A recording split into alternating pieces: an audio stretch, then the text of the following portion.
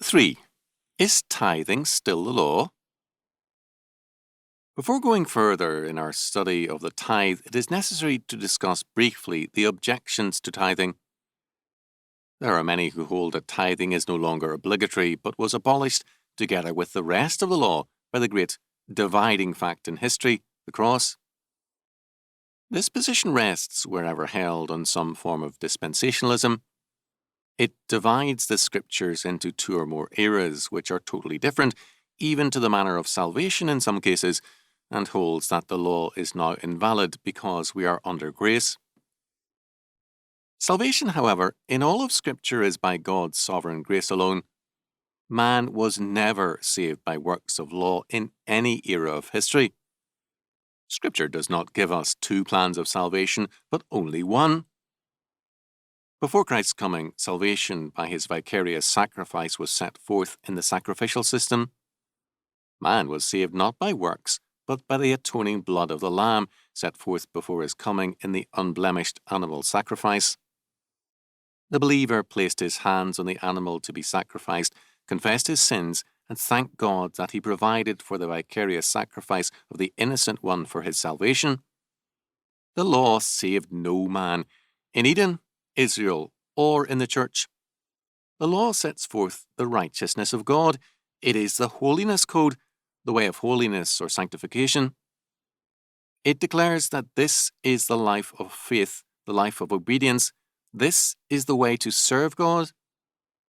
The way of salvation does not vary in the Bible. It is always by sovereign grace. The way of holiness does not change in the Bible. It is by obedience to God's law. Dispensationalism, whether in its milder or more extreme forms, does violence to the meaning and unity of Scripture. Those who deny the law do so supposedly in the name of a higher way now open to Christians.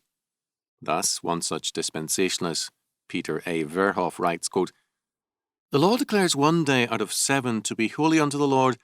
The Spirit sanctifies all 7 of them. The law sets apart one tribe out of Israel to serve as priests. The Spirit declares the whole congregation to be priests. 1 Peter 2:9. The law demands a 10th part of the possessions. The Spirit translates us to become God's possession with all that we have for 100%. Everything belongs to Him. We are but stewards who will have to give account of every dime we possess." End quote. Thus, for Verhoff, the tithe is not law for us. But this is an amazing statement for a university professor of the Old Testament to make. Let us re-examine his comments. First, there is a supposed difference between the law age and the gospel age. To use these common but illegitimate terms in that the law declares one day out of 7 to be holy unto the Lord, the Spirit sanctifies all 7 of them. How so? The law is emphatic over and over again. "Ye shall be holy, for I, the Lord your God, am holy." Leviticus 19:2. St. Peter simply repeats the law, declaring, "But as he which hath called you is holy, so be ye holy in all manner of conversation, because it is written, Be ye holy, for I am holy." 1 Peter 1:15 and 16. All our lives, days, and activities are required to be holy in all of Scripture. There is no difference here between the Old Testament and New Testaments. 1 day in 7 is to be set aside for rest, but all 7 must be given over to holiness. All are sanctified unto the Lord and by His Spirit. Verhoff confuses the ideas of rest and holiness. They are related but clearly separate. Not only rest, but work also must be holy. Second, Verhoff says, quote, "The law sets apart one tribe out of 12 to serve as priests. The Spirit declares the whole congregation to be priests." 1 Peter 2:9, end quote. This is an amazing statement, amazing in its dishonesty and falsity. Surely Verhoff knows that here too Peter is citing the law.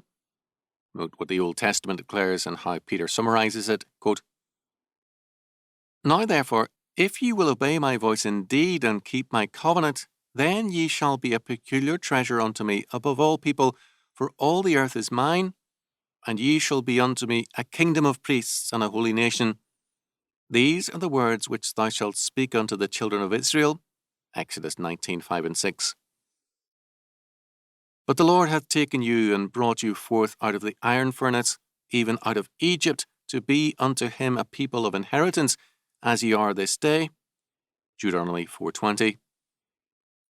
For thou art a holy people unto the Lord thy God. The Lord thy God hath chosen thee to be a special people unto himself, above all people that are upon the face of the earth. Deuteronomy 7:6. For thou art a holy people unto the Lord thy God, and the Lord hath chosen thee to be a peculiar people unto himself, above all the nations that are upon the earth. Deuteronomy 14:12.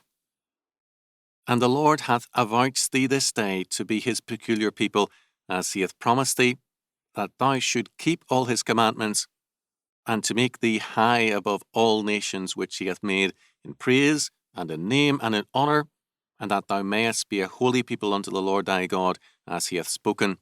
Deuteronomy 26:18 and 19. But ye are a chosen generation, a royal priesthood, a holy nation, a peculiar people, that ye should show forth the praises of him who hath called you out of darkness into his marvellous light. 1 Peter 2:9. To be a holy people means to be a separated people, a dedicated or a priestly people. This the old Israel was, and this the new Israel of God now is.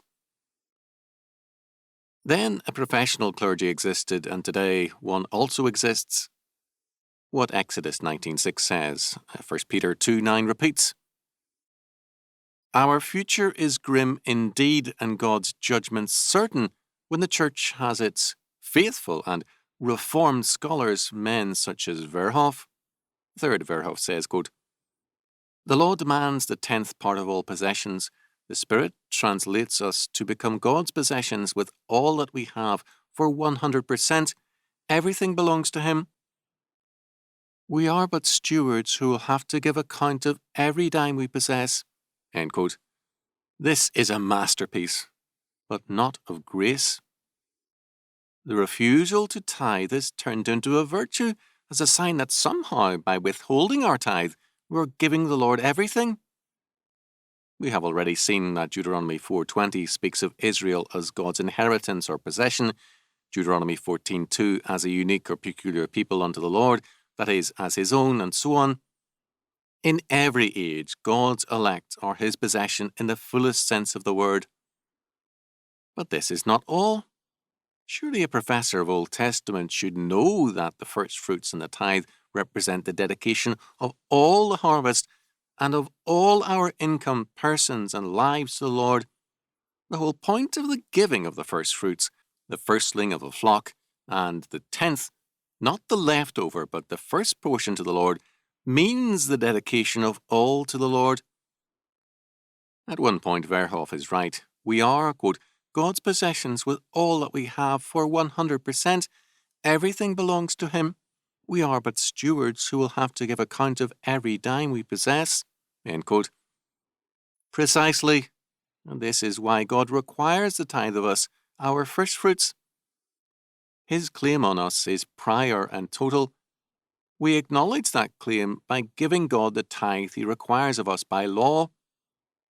If we give him priority in our lives, time, work, and income, then we have indeed manifested thereby that we are truly his possessions. If we deny him his tithe, then our professions are indeed empty ones. I am normally a man given to hospitality on biblical grounds. On the grounds of Scripture, I ordered a man to leave my house last year. He climaxed his expositions of Pharisaism by declaring that he believed in being wholly the Lord's, and he believed in the principle of tithing, but not in the quote-unquote legalistic practice thereof. I asked him how much he gave, and he refused to answer, but it became apparent from his wife's responses that he gave almost nothing. Can we believe in Jesus Christ as Lord and Saviour in principle, but not in practice? Can we believe in being faithful to our wives in principle, but not in practice, without being either liars or hypocrites? Can we declare that we are the Lord in principle, without the practice of tithing, and still be in His favour? I cannot believe it.